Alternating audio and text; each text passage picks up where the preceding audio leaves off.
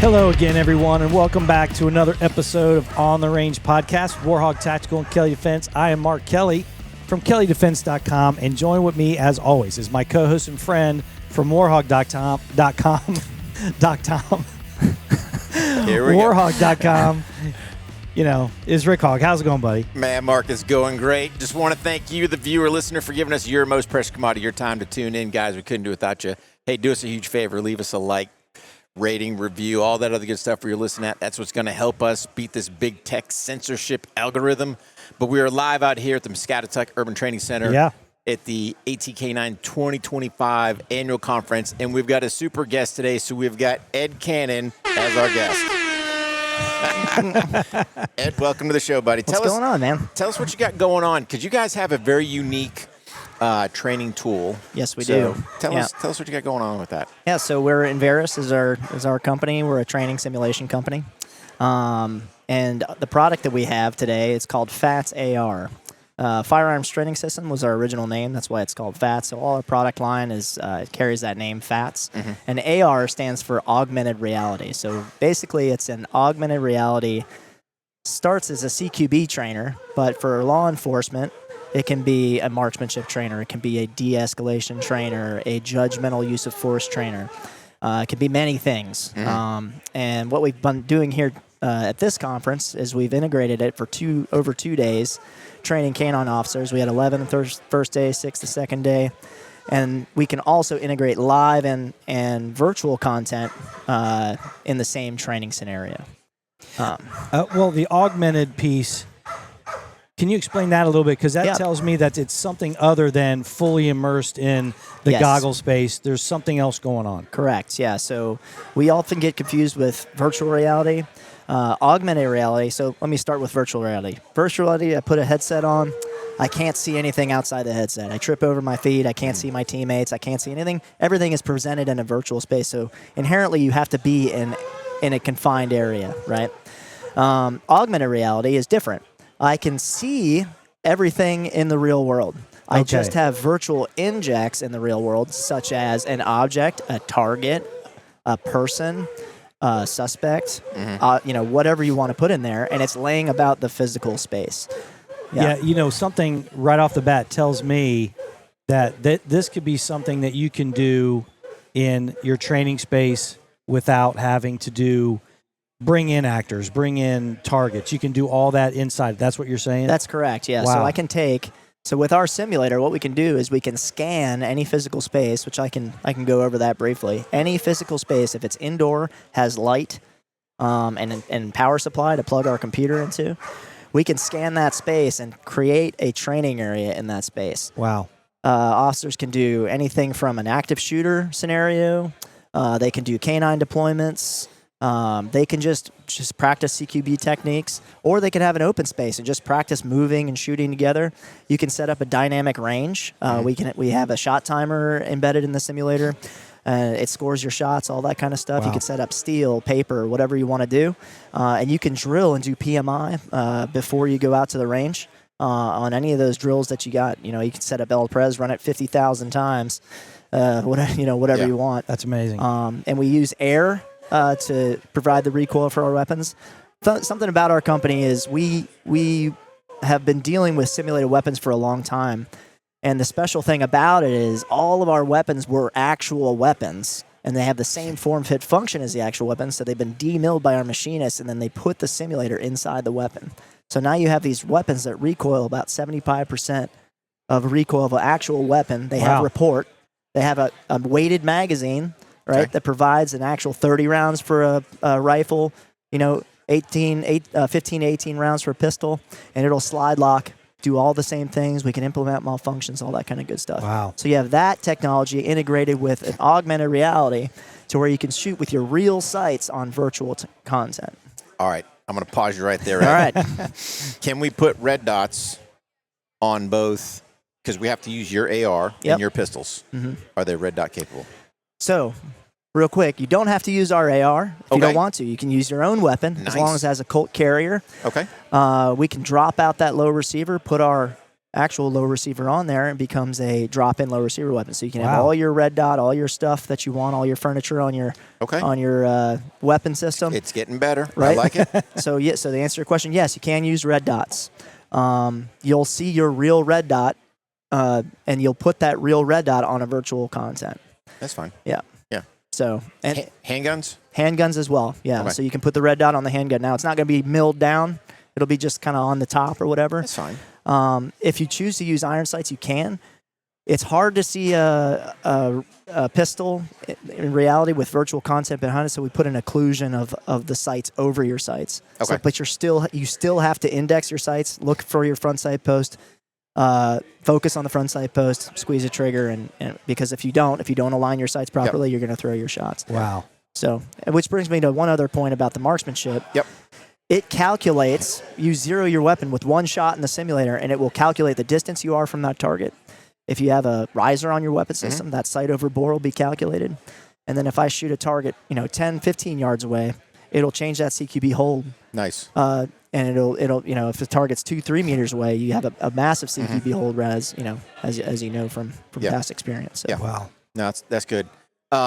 Are you seeing the one thing I noticed, because we were observing training yesterday, absolutely fantastic, but your AR, we won't call them goggles, we'll call them lenses, have kind of a rainbowy film.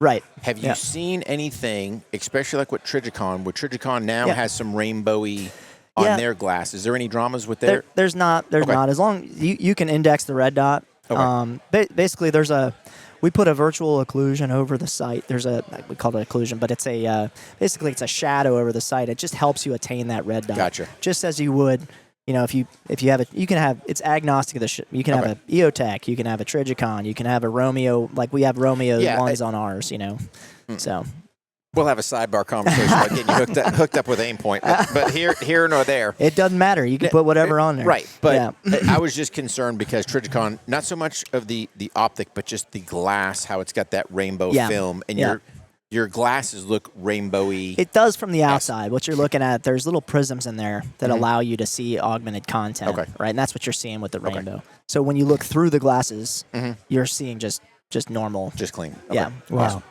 I think it's as a supplemental tool itself, it's pretty portable. The gear didn't look huge. Nope. 2 tough boxes. We used to call it hip pocket training. Yeah. You could kind of do that kind of a feel with it.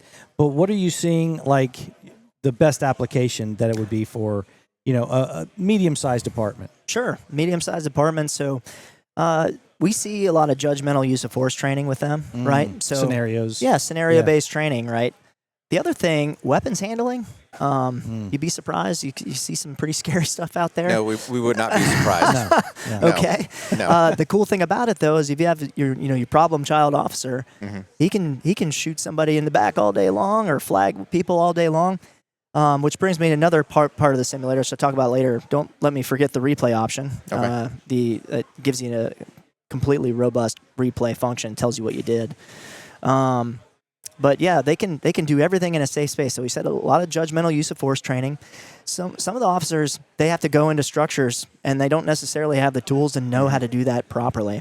And you can see them like, hey, we never get the shoot house. We never get to go anywhere. Some of the smaller departments, they have to go to a training center. Yeah. Now they can sign this thing out from the training center, take it down to their department for a month, run, they said medium-sized department. What is that? 40, 50 officers, right? You can get a 4-man kit. We've run courses with some of our DoD partners, DHS partners. 40 to 70 people we've run through in about a 3-hour block period. That's doing the training, conducting an AR, talking about their mistakes, some of the things they need to do better. Some of them recocking, running them through the same scenario again. Up to 70 people. We did BRC, we did Best Ranger competition, where we actually scored Best Ranger candidates in an event in night stakes at Best Ranger. Nice. Wow. And if they have any protests or tests or anything, we have a replay function. Yeah. You're like, hey, Watch this is what you did. So on that, Ed, let me ask you about the replay. So let's say hypothetically, so me looking at it from the training standpoint, if I were to bring F.A.T.S AR in, or is it AR F.A.T.S? F.A.T.S AR. All our products, you just think F.A.T.S, firearms training system. Boom. F.A.T.S AR. Yeah. So let's say hypothetically, I'm doing CQB training with a SWAT team. could I sit there, have 4 guys, basically run through the house, pull them out, have them watch the computer Yes. simultaneously while another team's going through? Absolutely. Okay. And not only that, you can run that same team over and over again, right? Each tank, scuba tank, right? It's air. You can go get air anywhere. Compressed Fire air. station, compressed air. Yep. About 25 to 30,000 shots, depending if you're firing rifle and pistol, right? So think about that as far as ammunition and all that kind of stuff. But yeah, they can watch the replay, and then another team can put the kit on, run through, keep going. Yeah. The replay is another good thing about it is because it's such a versatile system. I can take an object, I can make this guy a non-threat, a threat. I can put a wall here, I can put barrels here.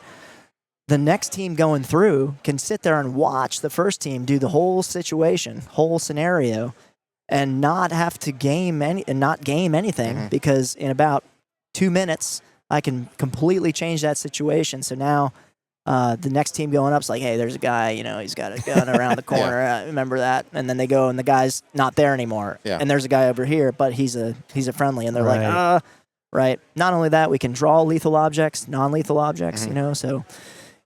We've seen a lot of it during training this week, right? We have a suspect, they're dealing with their dog, whatever. Suspect comes out with their hands up. Then they reach to draw a cell phone, right? Well, the officer's discriminating that cell phone, that reaching and not the actual object itself. So there's a lot of benefit there. Yeah. And then one more thing about the replay. Sure. We can see eyes where your pupils are looking in relation to where your barrel is. Okay. So where that comes into play, I can break the corner, put my barrel in the corner, but my eyes might be over here. You can't tell that from a catwalk of the shoot house. Yeah. Head tracking, bullet tracking. No more CSI Miami where the instructor puts a pen in the target and says, you shot that guy. The dude with no integrity is like, well, I didn't shoot him, and you're like, all right, thanks, man. It's happened. I love the scalability. Never seen that one. Yeah. Until you try to get him in the room. It's like, where are you guys at? I don't know. No. It was you. Yeah. And it'll record misses, hits, post-mortem shots. There's tons of data.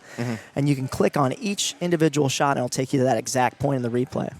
And the last thing I'll say is you can watch it in live. You can watch your replay. You're live, virtual depiction, a character of yourself doing all those things with all these metrics, visual aids to see where I was looking, where all that. Yeah. You can do it in the live scenario or you can do it on the laptop and you can pause whatever you want to do. Dude.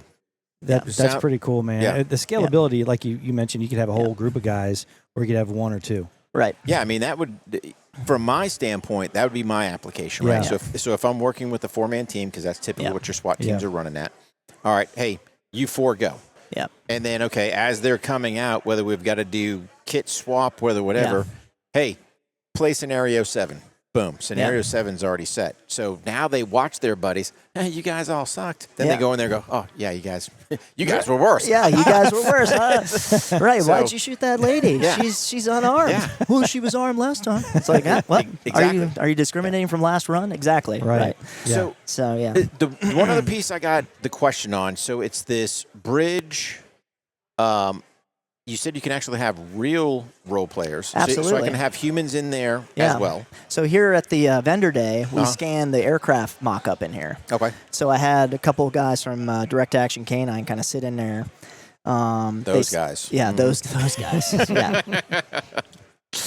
Anyway, so I had them sit in there, and then I just put a virtual character holding a gun to his head. And so he's like this. Yeah. Right, and I have the video of that where... from the goggles of what, you roll in there, hey, here's a hostage, with a virtual guy holding him hostage. Yeah. So you can blend whatever real role players. You same thing with a bite, with a dog, right? Yep. We had live decoys in there, dogs on the bite, handler's grabbing his dog, his head and eyes are down, he's not clearing stuff, he's not pulling security. Here comes a guy around the corner with a gun. Or here comes a person with a cell phone, like, what's going on, or whatever, and he's got to deal with those things, and it just brings more awareness to him. Wow.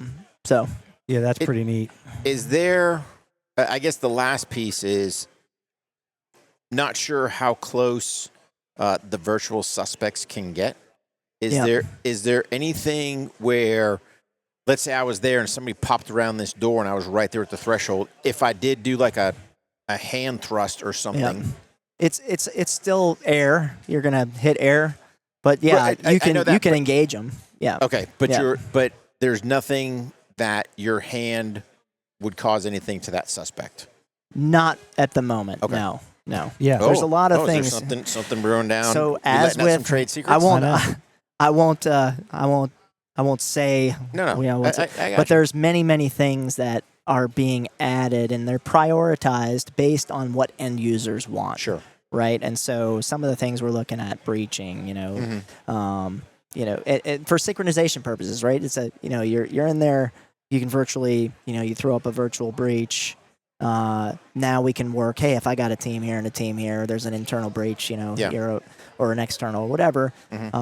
Virtual breaching, you can get somebody killed doing that in real life. And a lot of times people get seriously hurt. So, but yeah, there's like getting back, it's technology, right? No, so the world is open. And that's why I ask, right? Because not knowing, kind of seeing yesterday's demo, fantastic. Yeah. But just not knowing, hey, kind of the full capability. Right. So looking at, hey, maybe I didn't set up the scenario where I've got that contact point with that suspect, right? Yeah. Which is fine. Yeah. So, and you can interact with them, right? Everything is, so there's an observer, right, that goes in the scenario with the trainees. So like say you have a foreign trainee, you have 2 instructors going in there with that team, watching that team. Those instructors can talk to the guy on the laptop who controls all the characters. So if you're 6-7 rooms deep, you can be like, hey, they're telling them to put their hands up. Put their hands up. Okay. They're giving them direction, right? So you can direct these characters around. The characters can talk to you. I'm not coming out. I'm not doing this, right? Or be compliant, non-compliant. You can have them put their hands up, hands behind their back, to their front, draw in objects, get down. You can handcuff them, all that kind of stuff. Okay. It's all a prompt from the instructor controlling the scenario. Now, can they use their own comms? Like they can. Yeah. Yeah. I mean, you can have your own radio or whatever and just do that. Yeah. You can do that too. I could see where that would be something that folks would want to go through, train.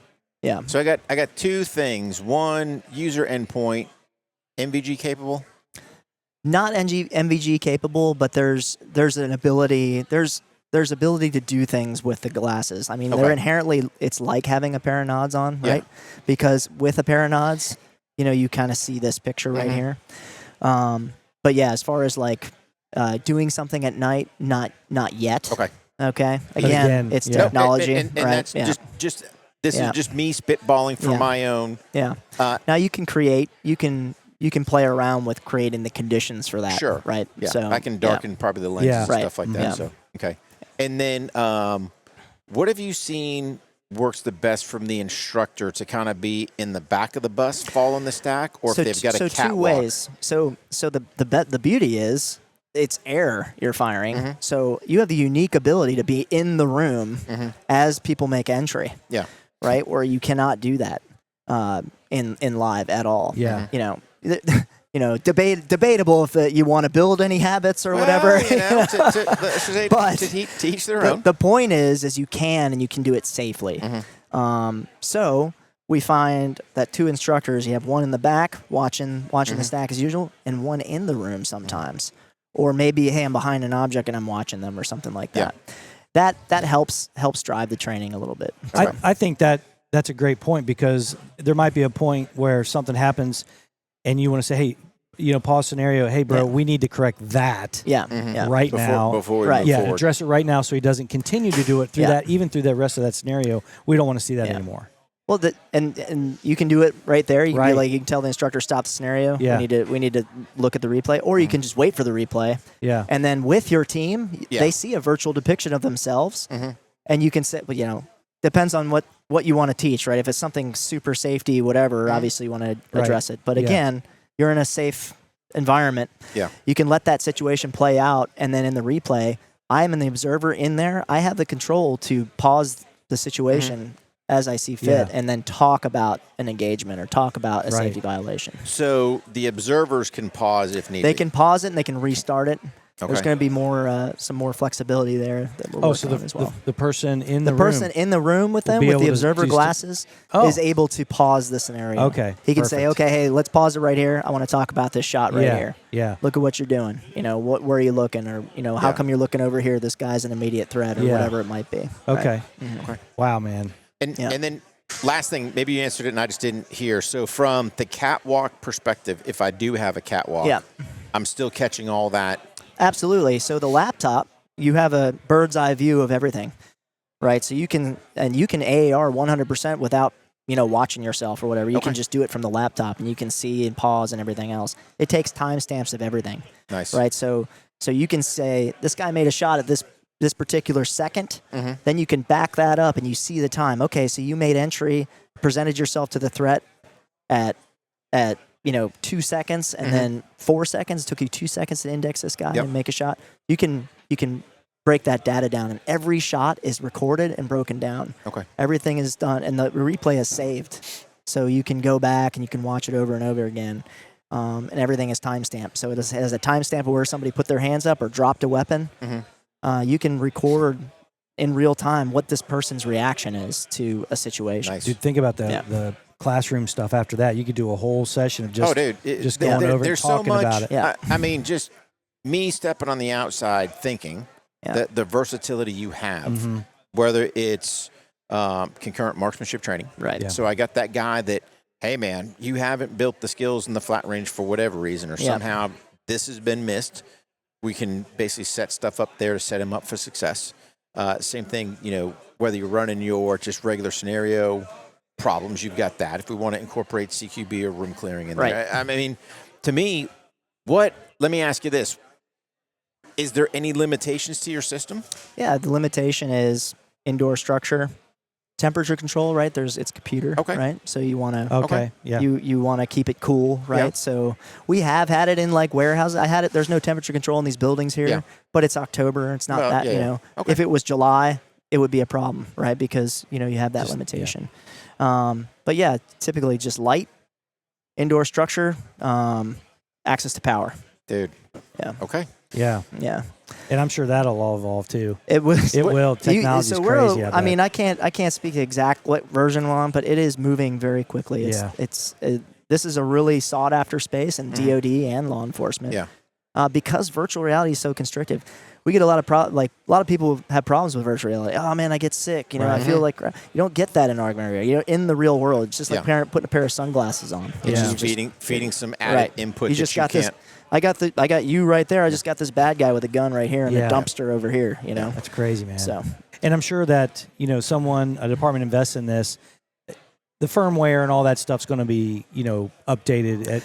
So it comes. They're not going to have to repurchase a whole system. We can bundle the system together with hardware, software, all that kind of stuff. Gotcha. So Awesome. What's some rough numbers, Ed? I don't want to give the rough numbers here let's get down to for the whole world because we have some competitors out there. Okay, that's a good point. All right. Yeah. Well, since you brought that up, let's say somebody's interested in F.A.T.S AR. Where's the best place they can find you guys at? Yeah. They can find us at InVerisTraining.com. Could you spell that for us? I can. INVERIS training, all one word, .com. Yeah, we'll put that in the show notes. Put that in there. You can contact customer support, or you can contact me, Ed Canon. I'm a military virtual sales account executive. Is my official title. Oh, nice. Yeah. Just go. I'm looking. Account executive. I'm looking for the big man on campus. Yeah. Where's he at? Yeah. Well, I'm here. He's here right now. Dude, exactly.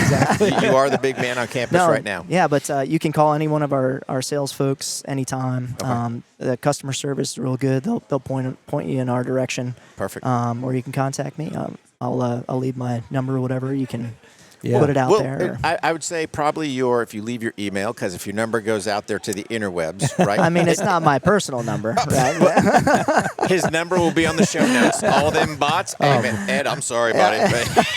Yeah. Appreciate it. Well, we love products where the only thing that's limiting you is your imagination, really. Yeah. Yeah, we love that. Yeah. It's so awesome. It's and again, if you have a real instructor with a good training mindset, you can do you can do stuff with tools that are way worse. Yeah. Oh gosh. you're like if you have a tool. So this is just a really good tool. It's really easy to use. It's intuitive. We teach people to use it in about a half a day. Yeah. A lot of times, and they're already authoring their own scenarios, And scanning their thinking own stuff. about what they're going to Yep. do. They're Yeah, like, that's amazing. Yeah, they're just it's got a lot of potential. So That's awesome. to make your training better. Yeah.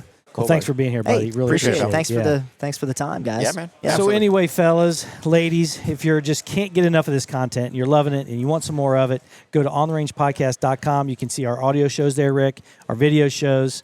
We're on Make Ready TV. Also, if you are enjoying this and you like this type of stuff, go check out the crew membership, also on the webpage at ontheRangePodcast.com. Become a crew member today because always, Rick, the show continues with bonus content on the crew members page. For the rest of you guys, don't forget, train hard, stay safe, and we'll see you on the range. Boom.